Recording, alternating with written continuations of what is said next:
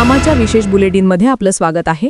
पाहूया विशेष बातमी। महाराष्ट्रातील स्थानिक स्वराज्य संस्थांच्या निवडणुका अगदी काही दिवसांवर येऊन ठेपल्या आहेत।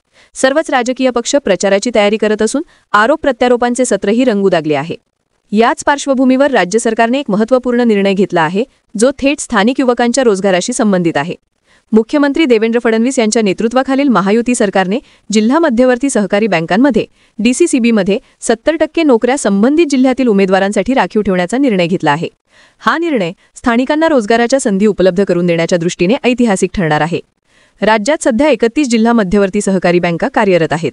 यापुढे या बँकांमधील सर्व भरती प्रक्रिया Institute of Banking Personnel Selection IBPS, TCS iON, Tata Consultancy Services किंवा महाराष्ट्र नॉलेज कॉर्पोरेशन लिमिटेड MKCL सारख्या नामांकित संस्थांमार्फतच करण्यात येणार आहे। यामुळे निवड प्रक्रियेत पारदर्शकता, निष्पक्षता आणि गुणवत्ता सुनिश्चित केली जाईल असे सरकारने स्पष्ट केले आहे। 31 ऑक्टोबर रोजी जारी केलेल्या सरकारी आदेशानुसार 70% पदे संबंधित जिल्ह्यातील रहिवाशांसाठी राखीव तर उर्वरित 30% पदे इतर जिल्ह्यातील उमेदवारांसाठी खुली असतील। उदाहरणार्थ छत्रपती संभाजीनगर जिल्हा मध्यवर्ती बँकेतील भरती प्रक्रियेत 70% जागा त्या जिल्ह्यातील उमेदवारांनी भराव्यात असे आदेशात नमूद केले आहे।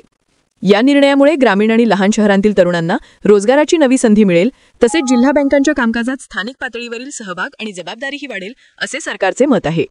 राज्य सरकारचा दावा आहे की ऑनलाईन भरती प्रणालीमुळे पारदर्शकता वाढेल, गैरप्रकारांना आळा बसेल आणि लोकांचा विश्वास पुन्हा दृढ होईल। हा निर्णय स्थानिक युवकांसाठी रोजगाराच्या दृष्टीने एक मोठा दिलासा मानला जात आहे। बातमीला लाईक करा, शेअर करा, आमा चॅनलला सबस्क्राइब करायला विसरू नका।